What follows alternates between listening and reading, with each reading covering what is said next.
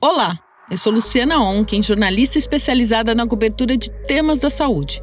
Entrevistei para a revista E, publicação do Sesc São Paulo, a geriatra Cláudia Soemoto, cujos trabalhos e pesquisas giram em torno da temática da demência. Soemoto é professora associada da Faculdade de Medicina da Universidade de São Paulo, pesquisadora do Biobanco para Estudos do Envelhecimento da FMUSP e do Estudo Longitudinal da Saúde do Adulto, ELSA Brasil. Nesta entrevista, Cláudia Soemoto fala sobre quais são os fatores que podem agravar o desenvolvimento da demência, compartilha as pesquisas que estão sendo desenvolvidas na área e reflete sobre como a educação, a prática de atividade física, o convívio sociocultural e o cuidado com o meio ambiente podem contribuir para um envelhecimento saudável. Versão editada dessa conversa também está na edição de julho da revista E, disponível para retirada gratuita em todas as unidades do Sesc São Paulo. Doutora Cláudia, quando falamos em demência, as pessoas logo pensam em doença de Alzheimer. Mas a gente sabe que existem outras. Quais são elas? Isso é verdade. Então, a demência é uma síndrome, tá? E como toda síndrome, ela é caracterizada por mais de uma doença, né? Então, é um conjunto de sinais e sintomas, né? Que tem em comum alterações cognitivas, seja de memória, linguagem, função executiva, atenção, que são graves o suficiente para levar a uma perda funcional. Isso é a síndrome demencial.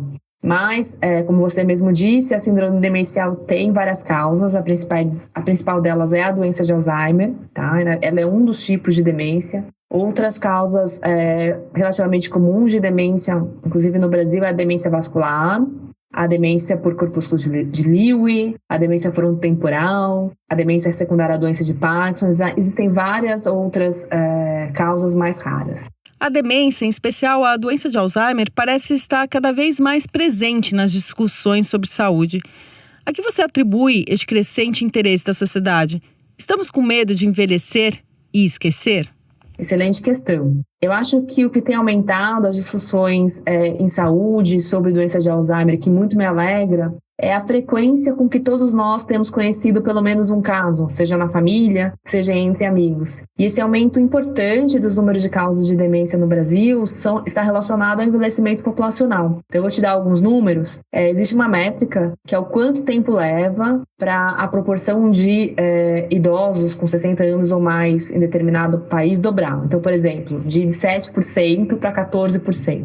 Em países europeus, esse aumento, né, esse duplicar de casos de pessoas com 60 anos ou mais demorou mais de 100 anos, tá? No Brasil e em outros países de baixa e média renda, essa duplicação da quantidade de pessoas, dessa proporção de pessoas idosas, vai levar menos do que 30 anos. E conforme as pessoas vão envelhecendo, um dos principais riscos para demência, incluindo a doença de Alzheimer, é a idade, e por isso que tem sido cada vez mais frequente a gente ver casos de demência entre as nossas famílias, nossos amigos, e isso faz, né, um crescente interesse das pessoas para entender melhor o que é a doença, como é que eu previno, o que eu faço, como eu diagnostico, o que eu posso fazer para tratar. Doutora Cláudia, na sua visão, nós estamos diagnosticando o suficiente? A resposta é não, tá? A taxa de não diagnóstico de demência ela é alta no mundo inteiro, tá? Mesmo em países ricos, gira por volta de 60%. O primeiro relatório nacional das demências, que foi publicado no final do ano passado, mostra que no Brasil, provavelmente, a taxa de não diagnóstico de demência é de 80%. Então, traduzindo isso, entre 10 pessoas com demências, apenas 2 são diagnosticadas, tá? E você acha que isso poderia ser, em parte, pela estigmatização do tema?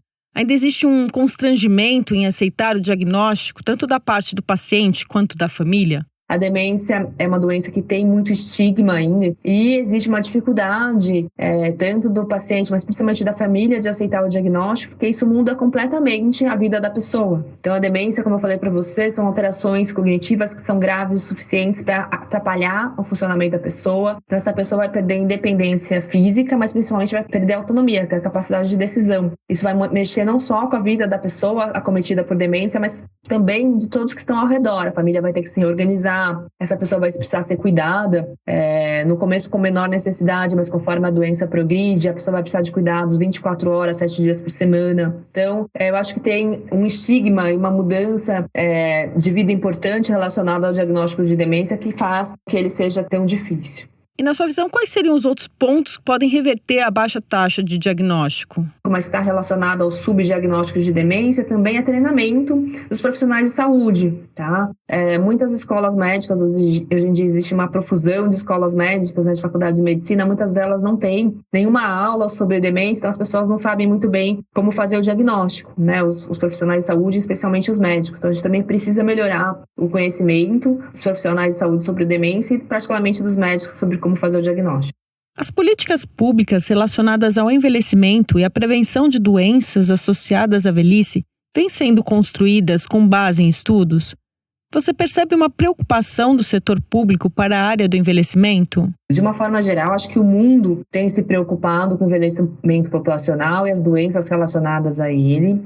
Hoje em dia, os estudos de envelhecimento são cada vez mais frequentes e eu entendo que alguns deles são muito influentes na tomada de decisão de políticas públicas, principalmente a Organização Mundial de Saúde, né, levado muito em conta os estudos na área do envelhecimento. Ele tem uma seção inteira, né, da Organização Mundial de Saúde dedicada a isso. Então, sim, tem tido uma preocupação crescente do setor público na área do envelhecimento. Especificamente no Brasil, a gente tem que ter a ideia que o envelhecimento está ocorrendo de forma muito acelerada e é muito importante que a gente entenda o envelhecimento no Brasil. Né? A gente vai ter muito pouco tempo para se adaptar às mudanças epidemiológicas relacionadas ao envelhecimento e há necessidade de mais estudos. Tem alguns, mas a gente precisa de muito mais, porque o Brasil é um país continental, com características próprias. É importante que a gente faça mais estudos e tome decisões de políticas públicas baseadas nesses estudos da nossa população. Nas pesquisas que eu fiz, eu percebi que as suas investigações na área são bem abrangentes e cobrem diversos aspectos. Desde os fatores não modificáveis, como a genética, até os modificáveis, como os hábitos e o ambiente.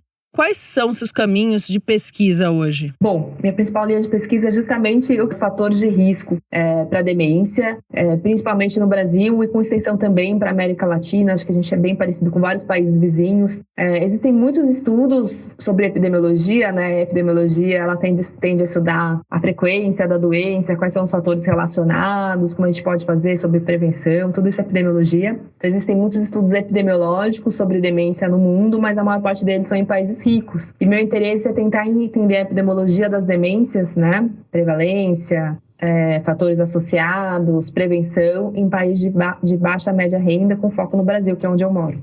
E a gente percebe que nas suas pesquisas chama a atenção que o principal risco modificável para a demência nas regiões centro-oeste, norte e nordeste brasileiros seja o baixo nível educacional.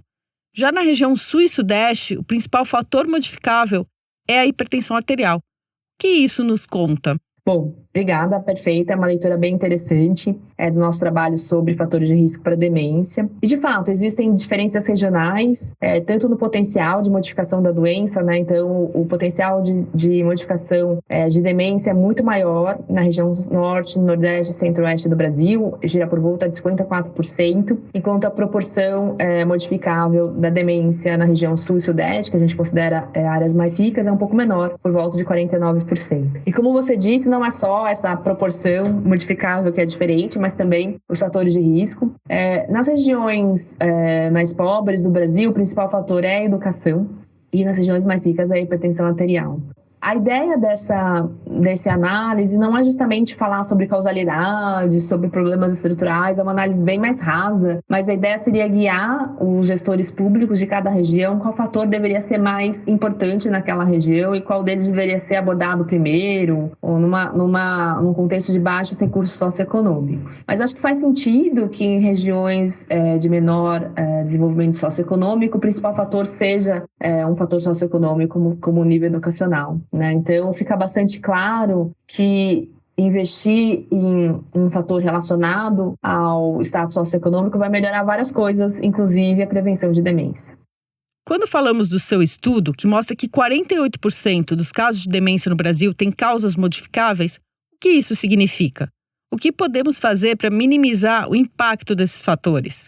Bom, significa o seguinte, são 12 fatores de risco, tá? Se a gente abolir esses fatores do Brasil, na verdade, da face da Terra, especificamente no Brasil, 48% dos casos de demência não existiriam. Do ponto de vista, isso é impraticável, né? Porque a gente não pode fazer com que suma totalmente baixa educação, hipertensão, diabetes, obesidade, etc. Mas a gente está bem nos fatores de risco. O que cada um pode fazer do ponto de vista individual é melhorar a sua saúde, estudar o máximo possível, controlar a pressão, a diabetes, não ter perda auditiva, evitar trauma craniano, não beber em excesso, não tratar a depressão, evitar isolamento social. Mas provavelmente as medidas mais efetivas são mudanças de saúde pública, né, que vão fazer com que esses fatores de risco diminuam a sua frequência. Um exemplo bem possível são as políticas públicas para a contenção do tabagismo, né, que já fizeram com que a frequência de tabagismo no Brasil diminuísse mais da metade, né? Em 1985 eram 36% de prevalência de tabagismo, isso abaixou para 15% em 2016, simplesmente com todas as políticas públicas que têm evitado o tabagismo. Então a gente precisa ter um mix, né, de cada um cuidando de si, melhorando o seu perfil de fatores modificáveis, mas também é importante que existam políticas públicas para que o ambiente seja mais favorável à prática de uma vida mais saudável. Muitas estratégias de prevenção da demência passam pela questão socioeconômica. Portanto, quando falamos de acesso à educação, de diagnóstico precoce, de acesso à informação e tratamento, de dietas mais saudáveis e mesmo nas intervenções para que a evolução da doença seja mais lenta, como podemos atingir e dar suporte a essa população? Bom, bem difícil essa pergunta, acho que ela passa por todas as outras. Primeiro é importante a gente entender quais são os fatores de risco, como foi enumerado na pesquisa que você está fazendo as perguntas, né, os fatores modificáveis, e entender que muitas dessas mudanças de estilo de vida não passam somente por decisões individuais. Por exemplo, para controle de doença cardiovascular, né, de fator de risco cardiovascular, você precisa melhorar acesso à saúde, você precisa melhorar a informação, você precisa melhorar tratamento de hipertensão, de diabetes. Então, a gente tem que tornar todos esses acessos mais viáveis. A questão de lazer, de socialização, também tem que ter oportunidades para todos, né? Então, acho que tudo isso passa por medidas de política pública.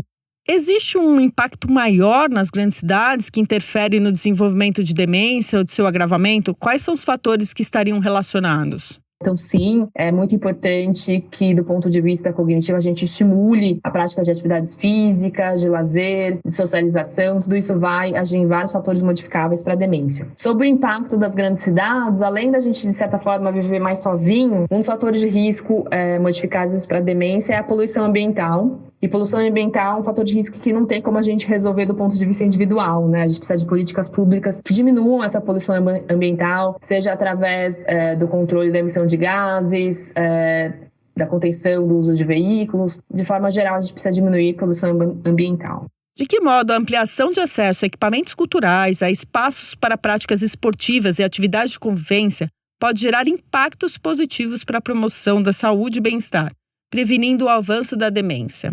Todo esse objetivo aí que você falou de estar muito de encontro a fatores modificáveis para a demência, né? Então, evita o isolamento social, estimula a prática de atividade física, que, por sinal, vai ter um impacto muito grande em vários fatores de risco cardiovascular, como hipertensão, diabetes, obesidade, né? E, além disso, um dos fatores modificáveis é o isolamento social, né? Então, o espaço de convivência social são muito importantes. Então, quando eu falo sobre alterações de ambientes, tornar espaços como o SESC cada vez mais disponíveis e de fácil acesso e de baixo custo para a população.